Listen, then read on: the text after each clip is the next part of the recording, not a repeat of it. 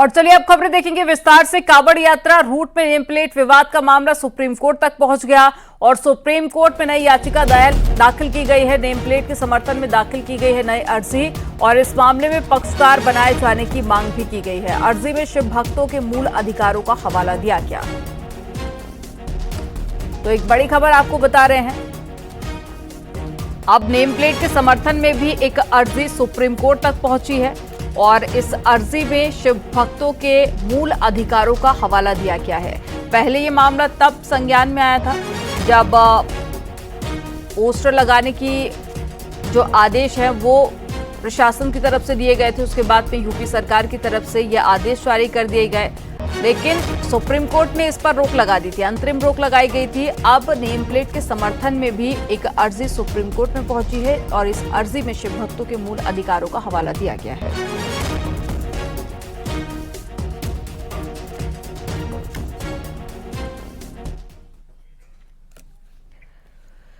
और दिल्ली में आज से बीजेपी की 2 दिवसीय बैठक होनी है और इस बैठक को बेहद महत्वपूर्ण माना जा रहा है। बैठक में बीजेपी के सभी प्रदेश संगठन मंत्रियों को बुलाया गया है।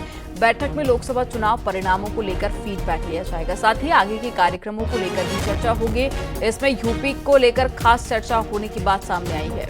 इस बैठक में पार्टी अध्यक्ष जेपी नड्डा के अलावा केंद्रीय संगठन मंत्री बीएल संतोष भी मौजूद रहेंगे।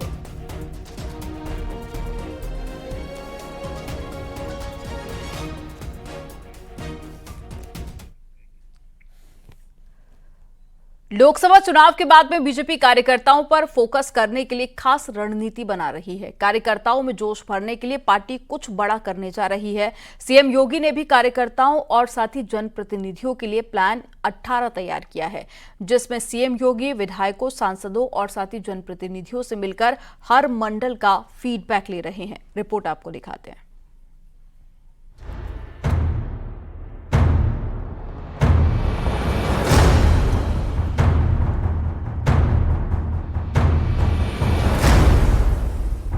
लोकसभा चुनाव के नतीजों और जमीनी फीडबैक के बाद भारतीय जनता पार्टी इन दिनों पार्टी कार्यकर्ताओं में जोश भरने के प्लान पर तेजी से काम कर रही है।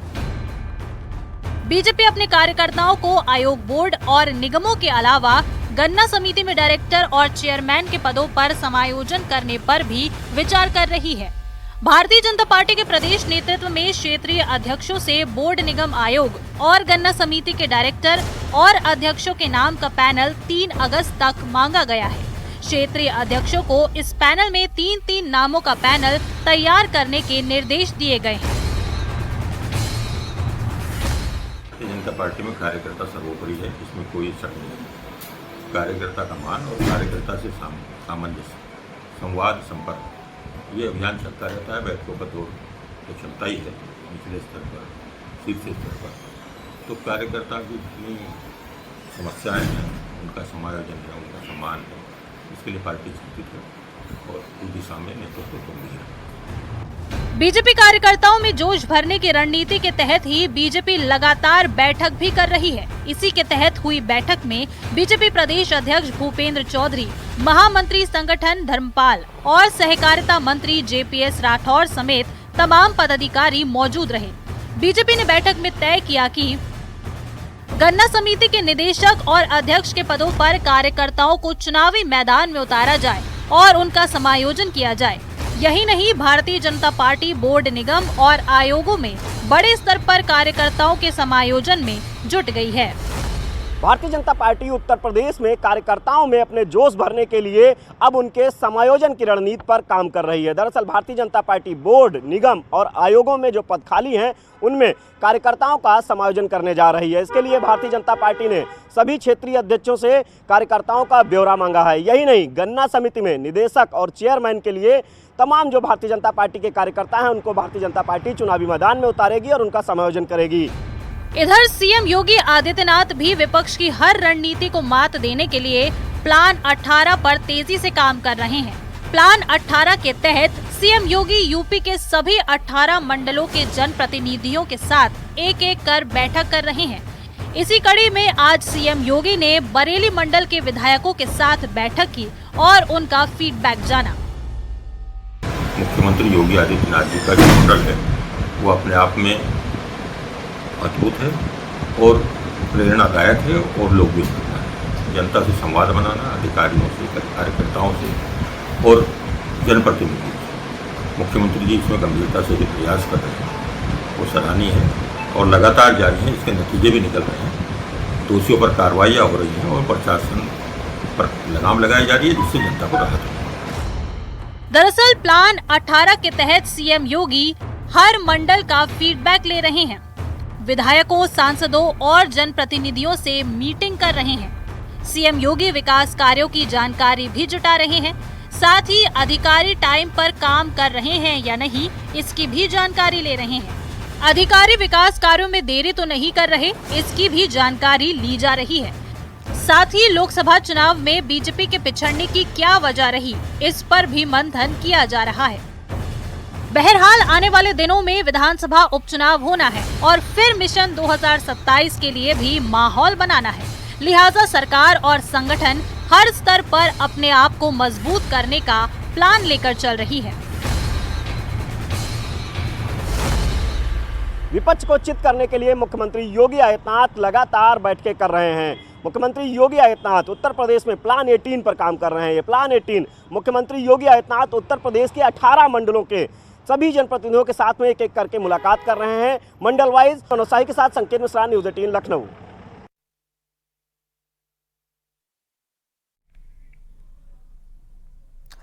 करगिल विजय के 25 साल पूरे होने पर बीजेपी युवा मोर्चा आज देश भर में कार्यक्रम का आयोजन करेगी और हर जिले में मशाल रैली का आयोजन किया जाएगा। मशाल रैली में जगह जगह पर विजय दीप भी जलाए जाएंगे।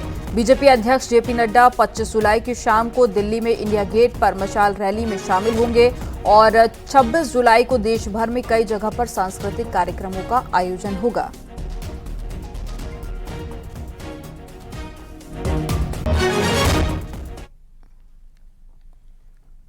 और सपा के पूर्व विधायक इरफान सोलंकी की याचिका पर आज इलाहाबाद हाईकोर्ट में सुनवाई होगी और इरफान सोलंकी ने कानपुर की एमपी-एमएलए कोर्ट से मिली 7 साल की सजा के खिलाफ में हाईकोर्ट में अपील दाखिल की थी। अपील में सजा को रद्द किए जाने की मांग है। इरफान सोलंकी अभी यूपी की महाराजगंज जेल में बंद है और इसी मामले में उनके भाई रिजवान सोलंकी ने भी हाईकोर्ट में अपील दाखिल की है। दोनों की अपीलों पर एक साथ सुनवाई हो रही है। ट्रायल कोर्ट के सजा सुनाए जाने के बाद में इरफान सोलंकी की विधानसभा सदस्यता निरस्त हो गई थी। उनकी सीसामऊ सीट पर उपचुनाव प्रस्तावित है।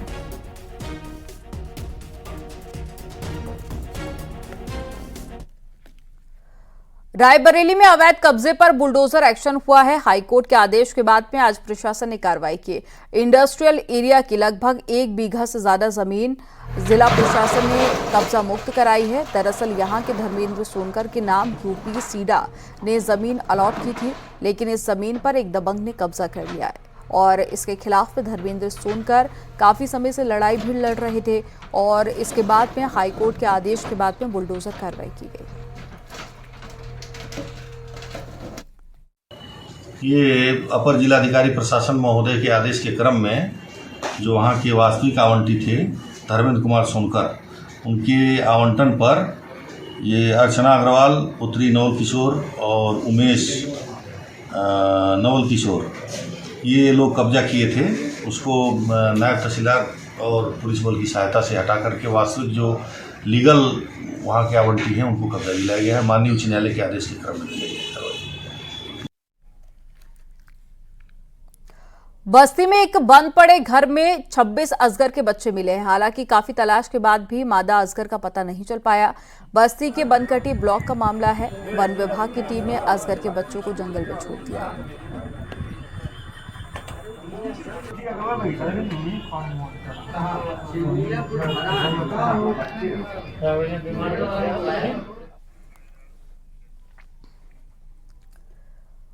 प्रयागराज में माफिया अतीक अहमद की जमीन पर महिला संरक्षण गृह और गरीबों का आशियाना बनाया जाएगा। प्रयागराज विकास प्राधिकरण के उपाध्यक्ष अरविंद सिंह चौहान ने प्रयागराज के पुलिस कमिश्नर तरुण गाबा और डीएम नवनीत सिंह चहल को पत्र लिखा है। 20 जुलाई को सीएम योगी आदित्यनाथ ने अपने दौरे के दौरान अधिकारियों को आदेश दिया था, जिसके बाद में प्रयागराज विकास प्राधिकरण का खाका एक्टिव हो गया था।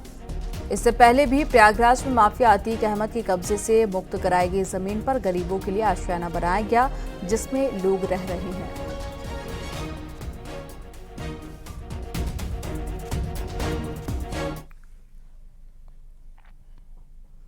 हरदोई में एक शख्स पर गंभीर आरोप लगे हैं। आरोप है कि शख्स ने एक लड़की को प्रेमजाल में फंसाकर गर्भवती कर दिया और फिर लड़की पर गर्भपात का दबाव बनाया। गर्भपात के दौरान में लड़की की मौत हो गई और उसके बाद में लड़की को दफनाने का आरोप है। मामला हरदोई के सांडी थाना क्षेत्र का मामला है। जिस लड़की की मौत हुई है उसके भाई ने यह आरोप अपने गाँव के विजय सिंह पर लगाया है। इस मामले में गाँव के प्रधान बलराम पाल पर विजय सिंह का साथ देने का भी आरोप है। मामले में पुलिस ने जांच शुरू कर दी है। एएसपी और सीओ ने घटनास्थल का निरीक्षण किया।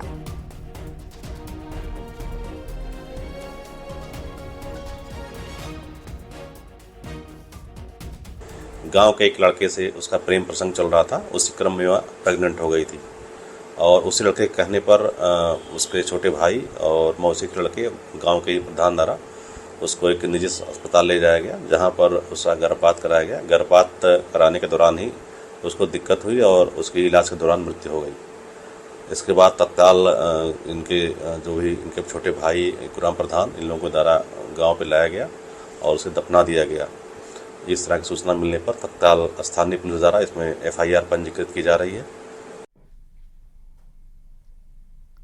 बिजनौर में एक शख्स ने अपनी पत्नी के भाई पर हमला कर दिया। शख्स की पत्नी ससुराल नहीं आ रही थी, वो मायके में ही रह रही थी। इस बात से वो नाराज है। घायल लड़की को अस्पताल में भर्ती कराया गया है। पुलिस ने आरोपी को हिरासत में लिया है। बिजनौर शहर कोतवाली क्षेत्र का मामला है।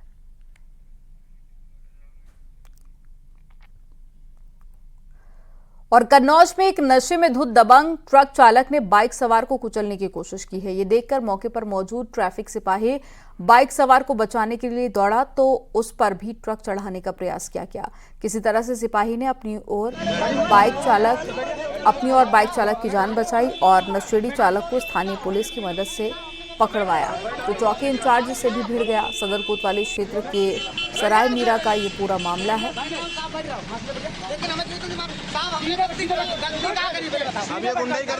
मैं इसको रुकवाने के लिए आगे बढ़ा, ट्रक के आगे खड़ा, वो तभी कोमल कांतु को निकाल पाया। तब तक ये गाड़ी सब मेरे बगल से ही बच गया। मैं भी रोम जाता उसी तक।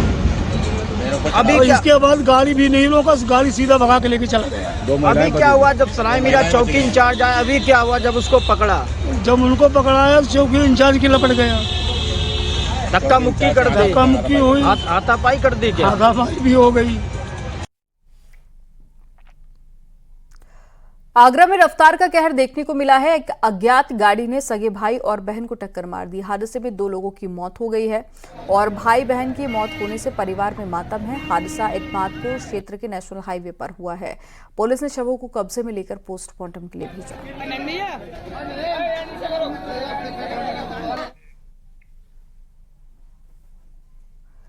मैनपुरी में पिछले दिनों हुई युवक की हत्या का पुलिस ने खुलासा किया है। युवक की पत्नी ने ही उसकी हत्या की थी।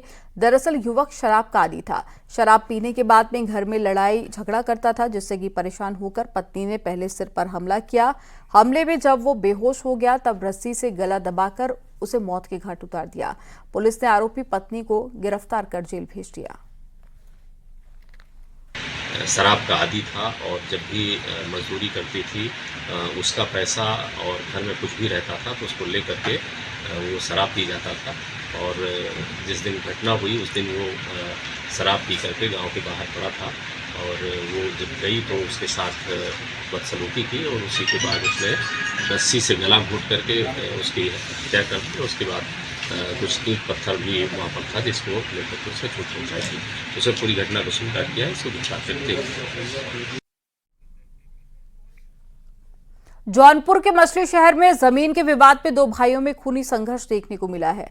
हाथापाई के बीच में बड़ा भाई बेहोश होकर जमीन पर गिर गया, जिसके बाद में उसे अस्पताल में भर्ती कराया गया। वहां डॉक्टरों ने उसे मृत घोषित कर दिया। सूचना पर पहुंची पुलिस ने शवों को कब्जे में लेकर पोस्टमार्टम के लिए भेज दिया। आरोपी की तलाश शुरू कर दी गई है। गिरफ्तारी के लिए दबिश भी दी जा रही है। जो कि खेत में कार्य कर रहे थे, किसी बात पर आपस में विवाद हो गया तथा हाथापाई हो गई, जिससे राय साहब मौके पर खेत में गिर गए जिन्हें उठा के तत्काल उनके परिजन CSC मछली शहर इलाज हेतु ले गए, जहां पर डॉक्टरों ने इन्हें मृत घोषित कर दिया गया है। इस संबंध में परिजनों से तहरीर प्राप्त कर अभियोग का पंजीकरण कराया जा रहा है तथा अभियुक्तों की शीघ्र गिरफ्तारी कर ली जाएगी। वाराणसी में बने सीवेज ट्रीटमेंट प्लांट का निरीक्षण करने के लिए अफ्रीका के डेलीगेट्स पहुंचे। अफ्रीका के डेलीगेट्स ने सीवेज के शोधन के तरीके को बारीकी से जाना और साल 2014 के बाद में काशी में बने नए ट्रीटमेंट प्लांट की अफ्रीकी दल ने तमाम जानकारियां भी ली। बनारस में ये रमना STP में जो 80 नदी में इस समय सीवेज प्रवाहित हो रहा है, उस सीवेज का शोधन किया जाता है। नगवा पर हमारा मुख्य पंपिंग स्टेशन है 50 MLD क्षमता का। वहाँ से इस रॉ सीवेज को रमना स्थित इस STP प्लांट पर लाया जाता है। यह STP SBR तकनीक पर आधारित है, जिसमें फीकल कॉलीफॉर्म के लिए क्लोरीन कॉन्टैक्ट टैंक भी लगा हुआ है। इस प्लांट के जो शोधित अवजल के मानक हैं वो BOD 10, TSS 10 और फीकल कॉलीफॉर्म 100 MPN पर 100 ml है और वर्तमान में हम इन मानकों को पूरी तरीके से प्राप्त कर रहे हैं। कुशीनगर में गंडक नदी में फंसे 4 लोगों का सकुशल रेस्क्यू कर लिया गया। पुलिस के जवानों ने रस्सी की मदद से चारों लोगों को बाहर निकाला।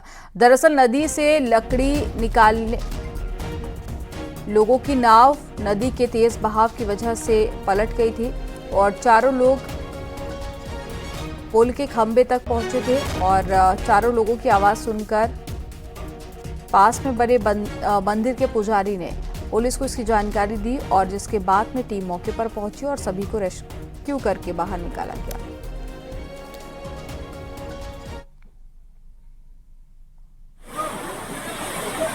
ये 2 तस्वीरें आपको दिखा रहे हैं। देखिए किस तरह से रेस्क्यू किया गया था टीम की तरफ से और एक एक कर सभी को बाहर निकाला गया।